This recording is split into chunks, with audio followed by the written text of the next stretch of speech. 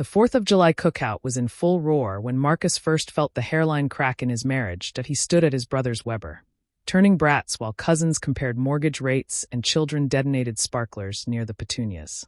Somewhere between flipping a sausage and accepting a fresh beer, he noticed his wife, Lena, leaning against the porch rail with her phone angled to shield the screen from sun. She was smiling, small, private, the way she used to smile at him across dive bar booths 15 years ago. Marcus registered the smile the way a sailor notes a sudden shift in wind. Subtle, probably meaningless, but worth filing away. He filed it, then slathered mustard on a bun, and asked whether anyone wanted seconds. Later, when dusk folded over the cul-de-sac, the family gathered for photos. Lena posed between Marcus and their 8-year-old Sophie, but her hand kept twitching toward the back pocket where she'd slid her phone. After every shutter click she checked it, thumb unlocking the screen with practiced stealth. Marcus watched her silhouette in the glow of the garage floodlights and felt something cold bloom under his ribs. On the drive home, Sophie asleep in her booster, he broached it lightly. "Everything okay at work? You were glued to that thing." Lena yawned, eyes on the freeway. "Group planning committee," she said. "We're organizing the summer picnic. People keep changing potluck assignments." She reached over, squeezed his knee. "Don't be that guy who diagnoses marital problems via cell phone geometry." He laughed because it was expected, but the words that guy clung to him like burrs. He resolved to drop it. After all, Lena had never given him cause. She still left coffee cups on the roof of the car and sent him memes that made him snort. They still had sex on Sunday mornings while cartoons murmured in the next room. Suspicion felt like a betrayal of the basic contract they'd signed in a judge's chambers a decade ago. We are teammates, not spies. The next weeks were ordinary on the surface. Marcus worked late bids for the city contract side of his construction firm. Lena, a municipal HR attorney, prepared policy drafts. Dinners were assembled, trash was dragged to the curb, Sophie lost another molar. Yet Marcus began to notice a new choreography. Lena taking calls in the pantry, laptop angled away. Lena volunteering to run to Target after supper, returning with only a receipt for gum. Lena showering at night instead of dawn, her phone on the vanity playing podcasts that sounded suspiciously like Silence. One Tuesday, he entered their bedroom while she Skyped with the committee. She slammed the laptop so fast the screen flexed. "Client confidentiality," she said, cheeks blotched.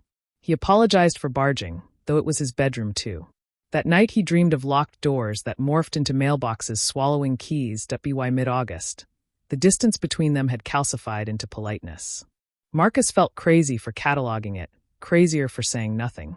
He tried tenderness, back rubs, date night tacos, a new succulent for her windowsill.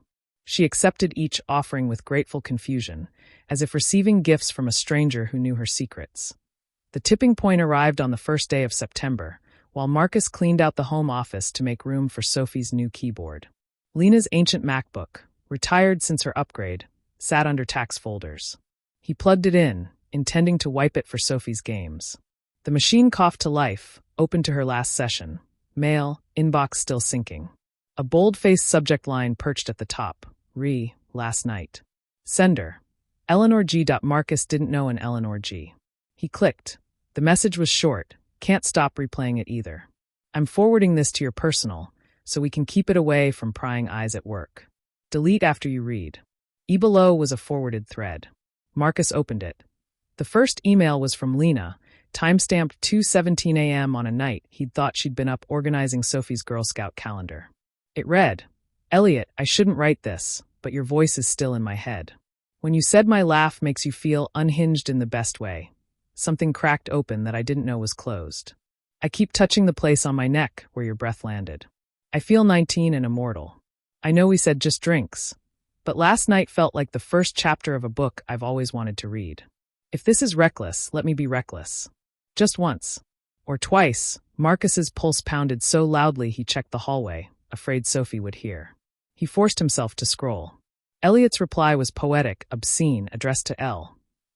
A nickname Marcus had never used. There were logistics, a Thursday hotel, a bottle of Sancerre, a playlist. There were promises. "I want to memorize the constellation of freckles you hide under courthouse blazers." There were assurances. "Your husband doesn't deserve you, but I don't either. Let's be undeserving together." He read it 3 times before the words stopped rearranging themselves into misunderstandings. Then he sat very still, the way men do in war movies when a landmine clicks underfoot. That evening, Lena came home humming. She kissed his cheek, asked about his day. He watched her move through the kitchen, graceful, guilty, oblivious. He pictured the constellation of freckles beneath her blazer, wondered which dots Elliot had connected. He felt both vindicated and annihilated. Dinner was tacos, ironic, their supposed glue. Sophie chattered about recorder class. Lena passed the sour cream, Pinky brushing his wrist, the same wrist that had clicked forward on her betrayal hours earlier. He imagined smashing the bowl, screaming, collapsing into her shock. Instead, he asked whether she had anything to share. She tilted her head, smiled the portrayal smile, and said, "Just that I love you guys." The lie was so effortless he almost admired it. After tucking Sophie in, he retreated to the basement under the pretext of fixing the dehumidifier. There, he opened a new email, attached screenshots of the thread, and typed, "You were right, I'm that guy now. I found the forward. I know about Elliot, the hotel, the breath on your neck. I don't know what happens next, but I won't pretend I don't know. When you're ready to tell the truth without my interrogation, I'll be at my brother's. Take 3 days. Decide whether you want to fight for us or for 19 and immortal. Either way, Sophie keeps the house routine. Don't lie to her too." He scheduled the email for 6 a.m., when she'd be in the shower, phone on the vanity streaming silence. Then he climbed the stairs, paused outside their bedroom. Lena was brushing her hair, robe slipping off one shoulder, exactly as she'd been the night he fell in love with her in law school library carols. He wanted to rewind time, to be the email she craved instead of the one about to detonate. He wanted never to have become a private investigator in his own marriage. He wanted to unzip his skin and step out of the ache. Instead, he whispered goodnight, closed the door, and lay on the couch staring at ceiling shadows that looked like keys swallowed by mailboxes. Somewhere in the dark, a thread snapped, and the fabric of what they'd been loosened, waiting for either of them to decide whether to reweave or let the whole tapestry fall. Curtains. Sunday they went to the farmer's market, pretending normalcy. She squeezed peaches, hummed to the busker's guitar, asked if he wanted fresh pasta. He watched her perform wifehood and wondered when she'd begun rehearsing. That night, while she edited spreadsheets, he forwarded the entire thread to himself, then deleted the evidence. He read it on his laptop in the basement, mining for remorse. There was none, only breathless cadences, emojis like code, plans disguised as jokes. They had not yet gone all the way, Marla insisted, as though that retained some nobility. David supposed it depended how one defined infidelity's shoreline. Monday morning, he booked a therapist under an assumed name. He also booked an Airbnb in the next town, a tiny studio with a kitchenette. He drafted an email to Marla, subject line, "I found the thread." He rewrote it 20 times, shrinking from accusation to sorrow to simple facts. He attached screenshots, signed it Love Still, but drowning. He scheduled it to send Friday at noon, when he would be gone, when she would be at work, when the world would tilt on its true axis. Tuesday night, Marla brought home peonies and expensive wine. "I feel like we've been ships passing," she said, eyes glossy. "Let's reconnect." They made love slowly, desperately, as though friction could weld cracks. Afterward, she nestled into him and whispered, "I don't deserve you." He almost confessed right there. "You don't, but I don't deserve this either." Instead, he kissed her hair, inhaling the citrus shampoo that now seemed like someone else's brand. Wednesday, Eli texted her at dinner. David saw the banner flicker. "Can't stop replaying Saturday." Marla silenced the phone, asked about his day.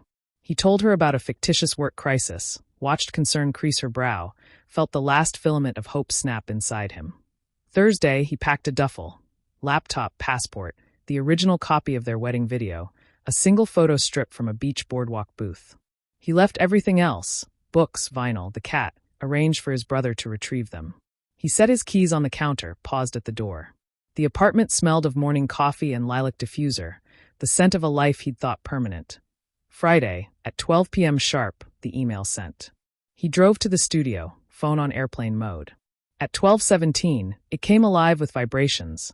Marla calling, texting, voicemail stacking like planes in fog. He waited until sunset, then listened. First message, "David, please, it's not what you think, call me." Second, "I'm leaving work, coming home. Don't do anything rash." Third, voice trembling, "I ended it, I swear, please let's talk." Fourth, broken sobs. "I'm at the apartment, you're not here. I'm scared. I love you. I'm so sorry." He turned the phone off, stared at the darkening window where a neon sign buzzed vacancy.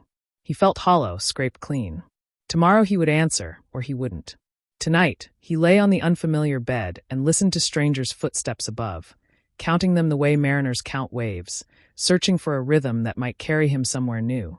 Somewhere honesty wasn't dangerous. Somewhere a thread couldn't quietly unravel everything.